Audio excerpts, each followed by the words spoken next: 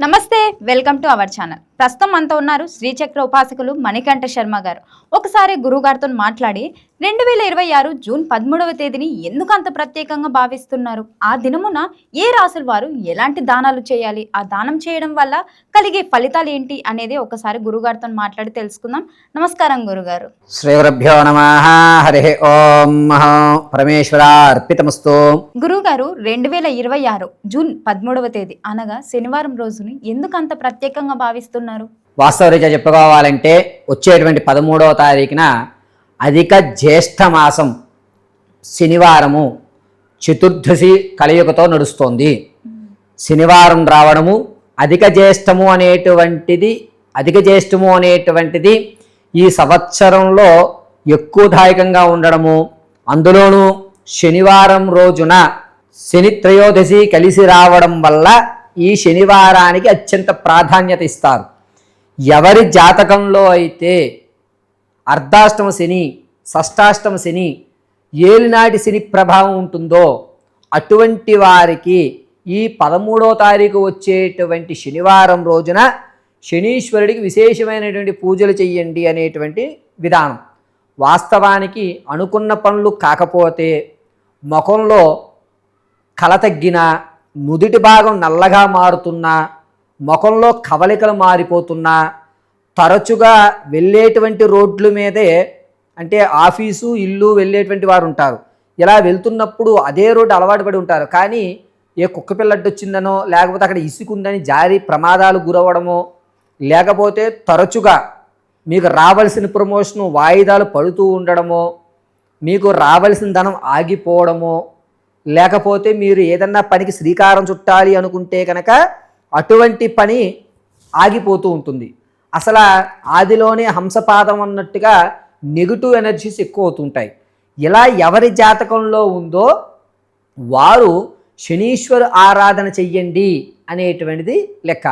ఈ శని ఆరాధన అనేటువంటిది ఈ అధిక జ్యేష్ఠ మాసంలో 13వ తారీఖు శనివారం రావడం అత్యంత విశిష్టమైనటువంటి రోజుగా భావిస్తున్నాం. శనీశ్వరుణ్ణి ఏ విధంగా ఆచరించాలి?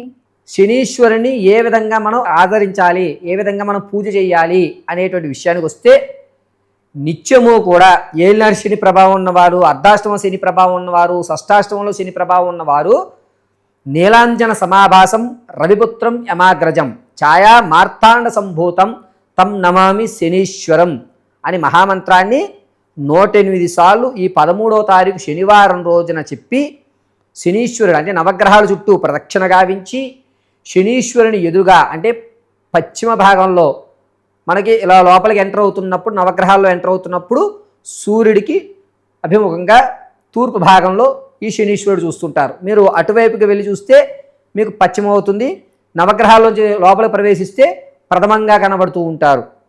ఈ శనీశ్వరునికి నువ్వుల నూనెతో అభిషేకం చేసి, నల్లటి బట్టను ఒకటి స్వామివారి కట్టి, శని అష్టోత్తరం చదువుతూ నల్లటి నువ్వులతో అర్చన చేసి, తెల్ల జిల్లేడు పుష్పములు స్వామివారి పాదాల దగ్గర ఉంచి, తదునంతరము ఆవదంతో నల్ల ఒత్తు వేసి దీపారాధన చేయాలి.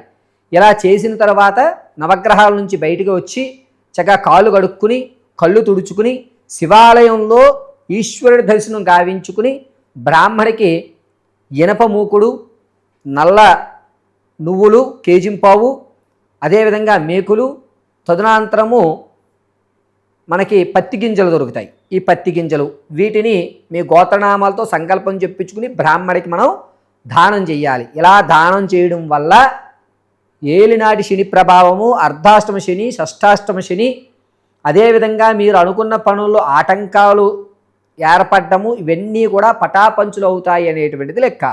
గురువుగారు, ఒకవేళ గుడికి వెళ్ళలేని పరిస్థితులలో ఇంట్లోనే ఎలా పూజ చేయాలి? కొన్ని అనివార్య కారణాల వల్ల మనం కనుక ఈ పూజ చేయలేకపోతే ఏం చేయాలి అని అంటే కనుక, మీరు ఆ రోజు ఉదయం స్నానం ఆచరించేసిన తదనంతరము చక్కగా చేతిలో కాస్త నీళ్లు తీసుకుని, ఆదిత్యాయ చ సోమాయ మంగళాయ బుధాయ చ గురుశుక్రు శనిభ్యశ్చ రాహవే కేతువే నమః అని నవనాయకుల మంత్రాలను చెప్పుకుని, తదునంతరము మమ జాతక కర్మని శనేశ్వర పీడ ఉపశాంతి అర్ధంచ అని చెప్పి నీలాంజన సమాభాసం రవిపుత్రం యమాగ్రజం ఛాయామార్థాండ సంభూతం తం నమామి శనీశ్వరం అని 11 సార్లు చెప్పుకోండి.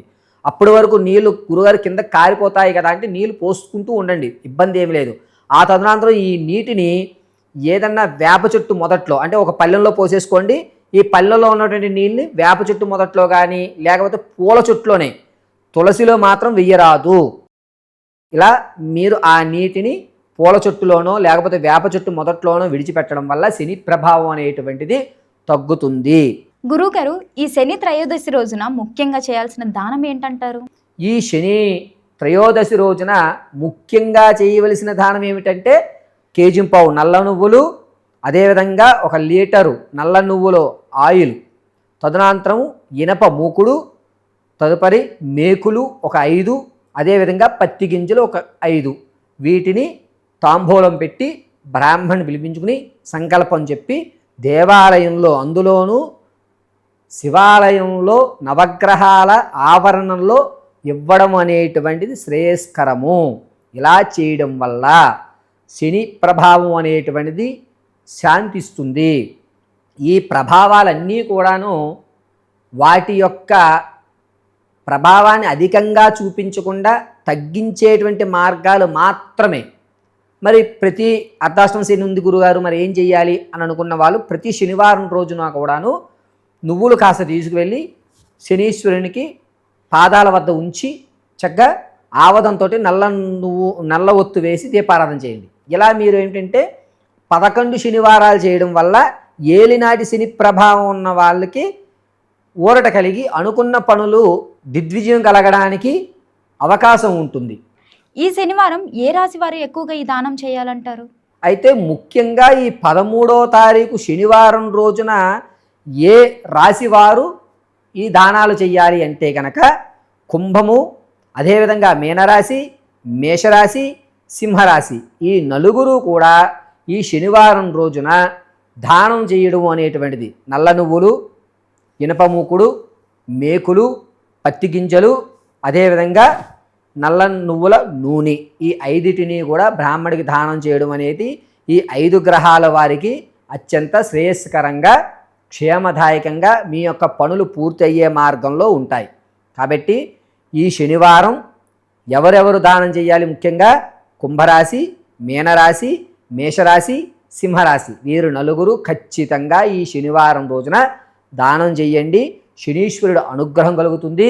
అదేవిధంగా శనివారం రోజున దానం పూర్తయిన తదనంతరం రుద్రాభిషేకం చేయించుకోండి. రుద్రాభిషేకం చేయడం వల్ల మీ ఆరోగ్య సమస్యలు అనేటువంటివి బయటపడతాయి. ఆరోగ్య సమస్యలు తగ్గి మీకంటూ ఒక ఉన్నతమైనటువంటి దారులు ఏర్పడము జరుగుతుంది. ఈశ్వరునికి శనీశ్వరునికి కలయిక ఉంటుంది. కాబట్టి మీరు ఏ గ్రహాన్ని చూసినా రాహువు, సూర్యుడు, చంద్రుడు, కేతు అని చెప్తారు. దేవతతో సంబంధమైనటువంటి గ్రహం ఏదన్నా ఉంది అంటే అది కేవలము శనీశ్వరుడు. ఈశ్వర స్వరూపంతో ఉన్నటువంటి కలయిక ఉన్నటువంటి గ్రహము శనీశ్వరుడు. కాబట్టి ఈ 13వ తారీఖు శనివారం రోజున నేను చెప్పిన విధంగా మీరు దానం చేసుకోండి. మీ జీవితంలో కొన్ని మార్పులైతే ఖచ్చితంగా సంభవిస్తాయి. నేను చెప్పిన ఈ 4 గ్రహాలు వారు 11 శనివారాలు నువ్వుల నూనెతో అర్చన చేయించుకుని నువ్వుల నూనె స్వామివారికి అభిషేకం గావించి నువ్వులు అర్చన గావించి ప్రతి శనివారం రోజున ఏకభుక్తం అంటే ఉపవాసం ఉండండి. కుంభము, మేనము, మేషము, సింహము వీరికి ఏలినాటి శని ప్రభావం ఉంది కాబట్టి ఈ సంవత్సరం అంతా కూడా 11 శనివారాలు చేసుకోవడం అత్యంత శ్రేయస్కరమైనటువంటి విషయం.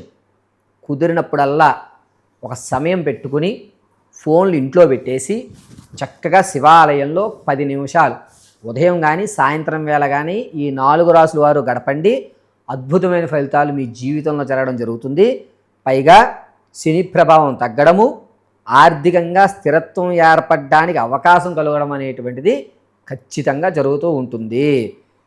అందులోనూ అధిక జ్యేష్ఠ మాసం రావడం, 13వ తారీఖు శనివారము, మాస శివరాత్రి కలయుక్తం, శని త్రయోదశి యుక్తాలు ఉండడం వల్ల ఈ శనివారానికి అత్యంత ప్రాధాన్యత అనేటువంటిది సంతరించుకుంది.